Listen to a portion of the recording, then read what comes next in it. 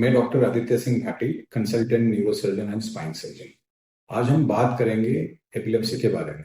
आपने कभी सुना होगा कि एपिलेप्सी जिसको भी होता है तो सबसे पहले ध्यान में यही आता है कि एपिलेप्सी ट्रीटेबल है कि नहीं। अगर ट्रीटेबल है तो उसके ट्रीटमेंट ऑप्शंस क्या क्या है, और तीसरा पार्ट ये आता है कि वो अपना जीवन नॉर्मली बिता सकते हैं नहीं बिता सकते।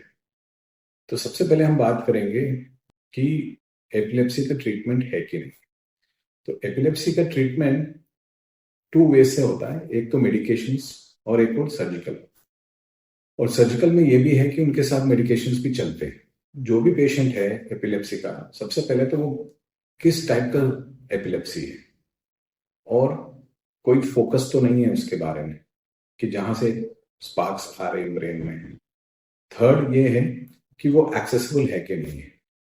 और ये भी इंपॉर्टेंट बात ये कि 50% ऑफ द एपिलेप्टिक जो सीजर्स होते हैं उसका कोई कॉज ही नहीं मिलता है, और बाकी जो 50% है उसके अंदर कुछ में हम दवाइयों से ट्रीट करते हैं, कुछ को हम सर्जिकली ट्रीट करते हैं। सर्जरी वालों को भी हम दवाइयां देनी पड़ती है। तो अभी बात आ जाती है कि दवाइयों के बारे में। बच्चों में और बड़ों में उनका डोसेस का फर्क होता है, और मेडिसिन कई तरह प्रकार की होती है, और सभी अलग अलग एपिलेप्सीज के लिए अलग अलग ट्रीटमेंट होता है। तो डोज डिपेंडेंट और कौन सी टाइप की सीजर डिसऑर्डर है उस हिसाब से उसका ट्रीटमेंट चल रहा है। अभी बात आ जाती है कि सिर्फ दवाइयों से ठीक होने के चांसेस ज्यादा है। तो अगर हम पहले ट्राई करते हैं कि इसको दवाइयों से ठीक करने के लिए, अगर एक दवाई से वो सीजर मेंटेन नहीं होता है या कंट्रोल में नहीं आता है तो हम उसका डोज बढ़ा देते हैं। और डोज बढ़ाने के बाद में भी नहीं होता है तो वी ऐड दूसरा मेडिकेशन उसके अंदर, टू एन एक्सटेंट दैट उसके साइड इफेक्ट्स ना हो।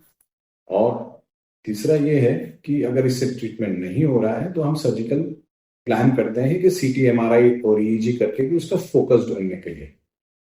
अब ये तो हो गया medical treatment and surgical treatment. Third option ये है कि इनको एक वीएनएस ट्रीटमेंट है, vagal nerve stimulation. That's very rare, but in rare cases we do that. उसमें ये है कि वेगस नर्व को स्टिमुलेट करते हैं, वो इनडायरेक्टली हेल्प करता है सीजर्स को कम करने का। थर्ड इंपॉर्टेंट क्वेश्चन था कि ये अपना लाइफ नॉर्मली लीड कर सकते हैं। एब्सोल्युटली नॉर्मल लाइफ लीड कर सकते हैं। इतना ही है कि उनका डोसेज सही होना है, टाइम पे दवाई लेना है, और उनको अपना केयर करना है, प्रॉपर स्लीप, प्रॉपर ईटिंग, और उनका शोर शराबा से दूर रहना है, और उनका day to day activities, lifestyle सारा चेंज करके रखना है। But they can do whatever they want in the daytime so that they can get enough of sleep in the night. So for further queries and anything, you can always approach me for epilepsy related things. Thank you so much.